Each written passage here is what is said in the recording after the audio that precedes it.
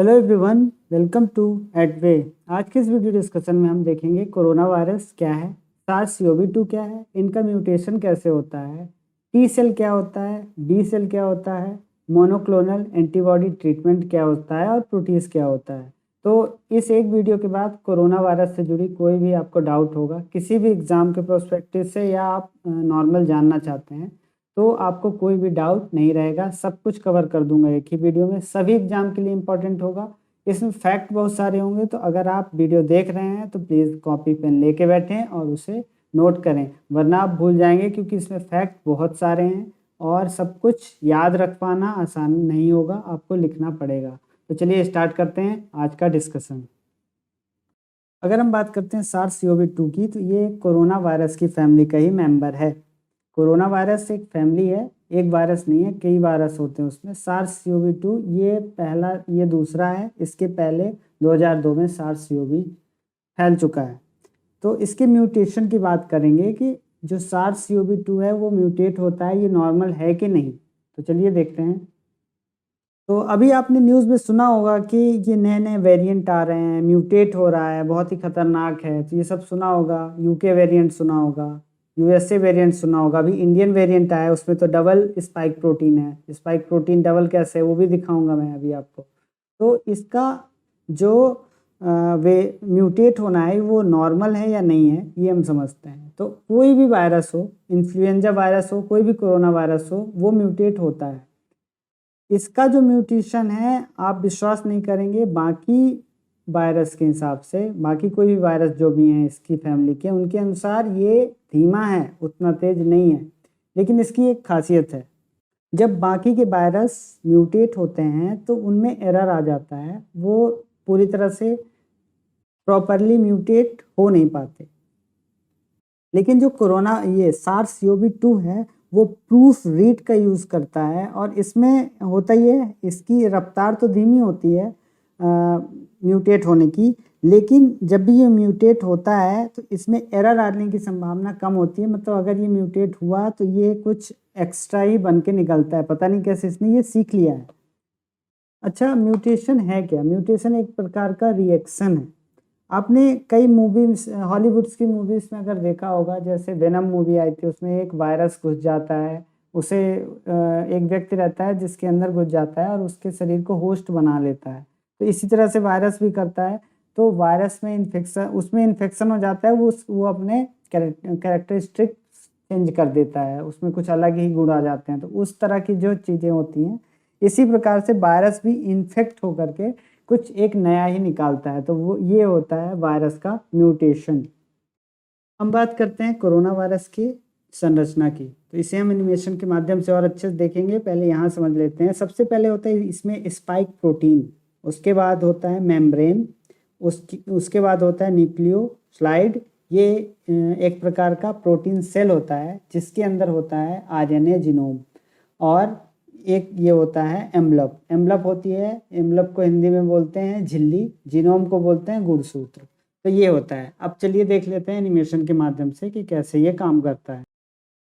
देखिए, एनिमेशन के माध्यम से देखते हैं कोरोना वायरस की संरचना। वायरल प्रोटीन होता है, सबसे वायरल जेनेटिक मटेरियल होता है सबसे अंदर, ये आरएनए बेस्ड होता है। इसके बाद प्रोटीन सेल होता है जिसे बचा के रखता है। इसके बाद इन दोनों को बचा के रखने वाली जो होती है झिल्ली होती है, जिसे एम्बलप बोलेंगे।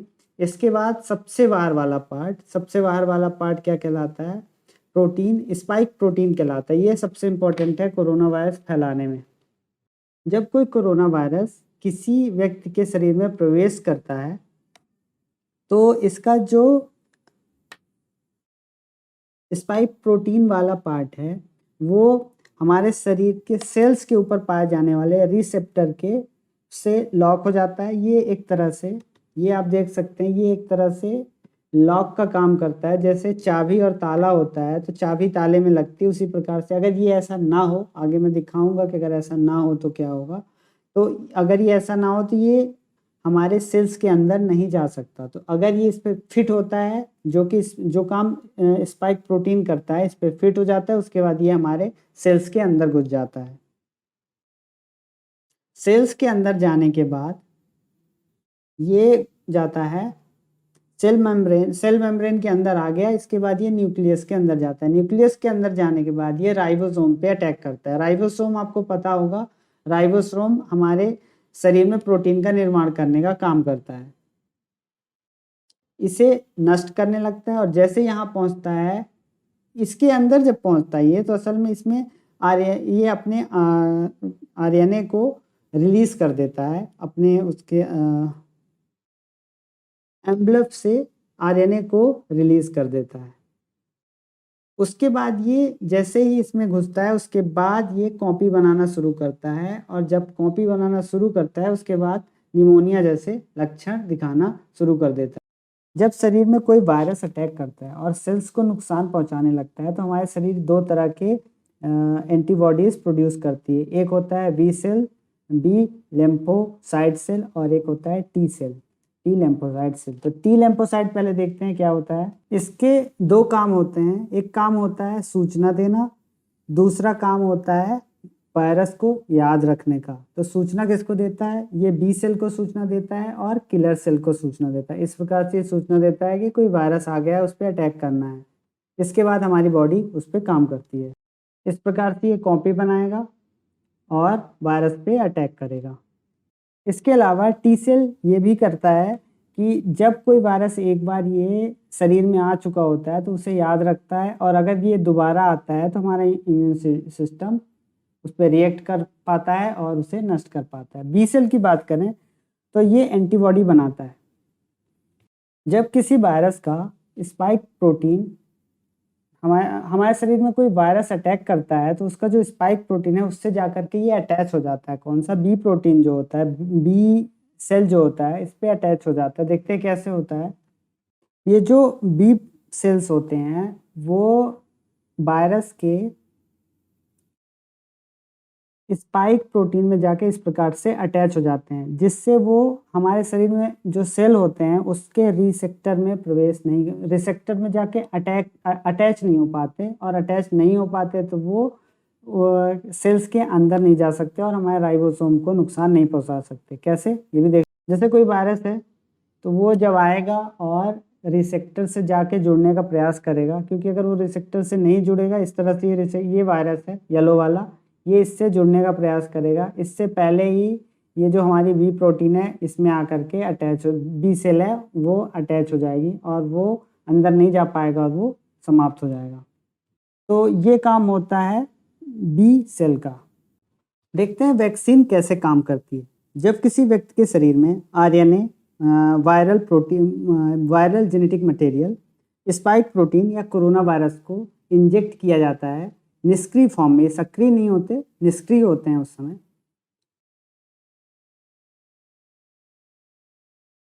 या ये कोरोना वायरस है ये डाला जाता है निष्क्रिय फॉर्म में, या फिर स्पाइक प्रोटीन मैं दिखा चुका हूँ, इस तरह से अगर डाला जाता है तो इसके बाद क्या होता है, हमारे शरीर में पाया जाने वाला टी सेल एक्टिव हो जाता है, और टी सेल एक्टिव होने के बाद ये क्या करता है, किलर सेल और एंटीबॉडी प्रोड्यूसिंग सेल को सिग्नल भेजता है। इस तरह से सिग्नल भेजता है और ये इसके बाद कॉपी बनाता है। कौन? किलर सेल और एंटीबॉडी सेल। किलर सेल क्या करता है, जो कुछ ऐसे होते हैं, निष्क्रिय जरूर होता है इस समय कोरोना वायरस, लेकिन कुछ उसमें फिर भी वो हो सकता है कि वो किसी सेल के अंदर चला जाए। तो ये किलर मेमोरी सेल जो होता है वो कॉपी बनाता है और ऐसे जो भी वायरस होता है जो सेल के अंदर चला गया है उस सेल को ही ख़त्म कर देता है। और जो एंटीबॉडी होता है वो इसके स्पाइक प्रोटीन को कैप्चर कर लेता है, और इसके बाद ये जब इसके एंटीबॉडी इसके स्पाइक प्रोटीन को कैप्चर कर लेगा एंटीबॉडी, तो फिर वो ज़्यादा कुछ काम नहीं कर पाएगा, वो सेल के अंदर प्रवेश नहीं कर पाएगा, और अगर सेल के अंदर प्रवेश नहीं कर पाएगा तो वो कॉपी भी नहीं बना पाएगा और वो नष्ट हो जाएगा। तो इस तरह से काम करता है ये वैक्सीन।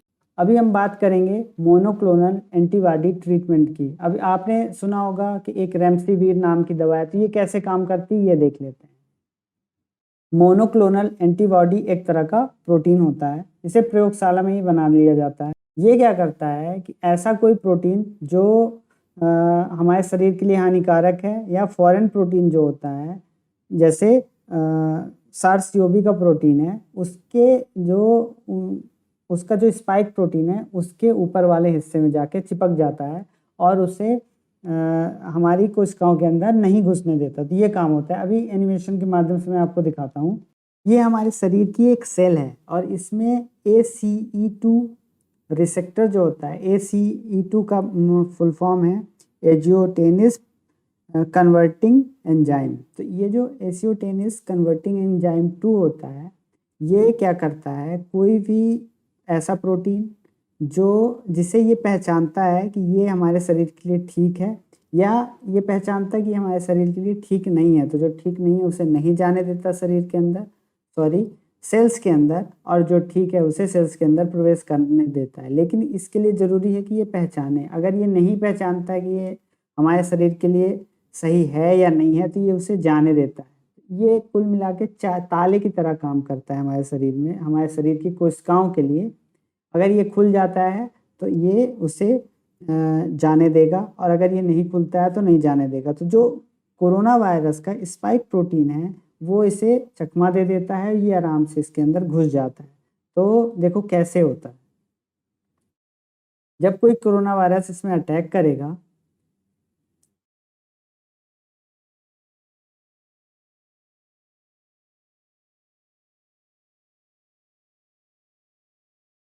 इस तरह से अटैक करेगा, ये ऐसे चाबी की तरह लगेगा। और अगर ये नहीं लगेगा, देखो अगर नहीं लगेगा तो क्या होगा, ये यहाँ इंजेक्ट कर गया इस तरह से इसमें ये इंजेक्ट कर गया। अगर ये नहीं लगता है तो ये इसके अंदर जा ही नहीं सकता, यहीं ख़त्म हो जाएगा वायरस। कैसे ख़त्म होगा, ये दवाइयाँ कैसे काम करती हैं, रेमडेसिविर कैसे काम करेगी वो देख लेते हैं। क्योंकि ये नया है, बताया था आपको, क्योंकि ये नया है तो ये इसे नहीं पहचानता, इसे ये अंदर जाने देता है, इसे ये चकमा दे जाता है।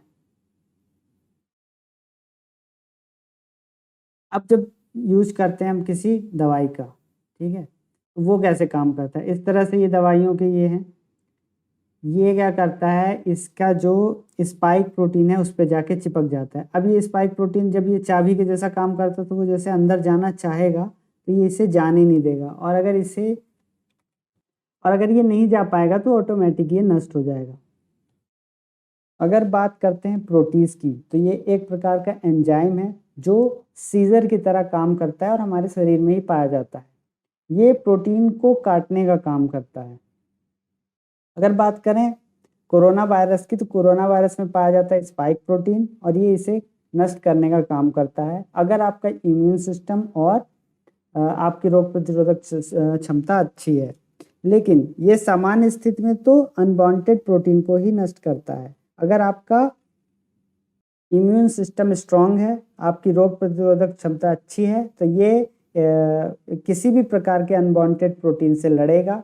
इस समय तो सबसे खतरनाक स्पाइक प्रोटीन ही है, तो उससे लड़ेगा और उसे नष्ट कर देगा। तो आपको इससे कोई फर्क नहीं पड़ेगा, आपके अंदर भले ही कोरोना वायरस जाएगा, वो उसे नष्ट कर देगा। लेकिन अगर आपका इम्यून सिस्टम कमज़ोर है तो कोरोना वायरस आराम से आपके सेल में प्रवेश कर जाएगा और उसे नुकसान पहुंचा पाएगा, और आप कोरोना वायरस से ग्रसित हो जाएंगे। ये सिंपल सा थ्योरी है। लेकिन अगर कई बार ऐसा होता है जब ये प्रोटीन्स बहुत ज़्यादा इनकी संख्या बढ़ जाती है, तो जब इनकी संख्या बहुत ज़्यादा बढ़ जाती है तो ये पूरे बॉडी को नुकसान पहुंचाने लगते हैं और ये उन प्रोटीन को भी काटने लगते हैं जो शरीर के लिए अच्छे हैं। गुड प्रोटीन को भी ये नष्ट करने लगते हैं।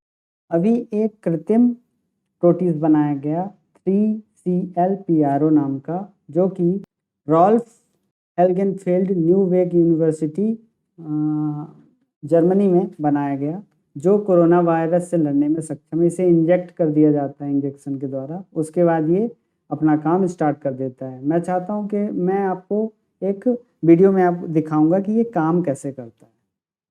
तो ये ऐसा है, ये एक प्रोटीन है जिससे इस तरह से ये काट रहा है, ये ऐसे काटता है, इस तरह से ये इसे काट के अलग कर देता है, जिसके बाद ये नष्ट हो जाता है। तो ये था आज का डिस्कशन कोरोना वायरस के ऊपर। Thank you for watching Edave study.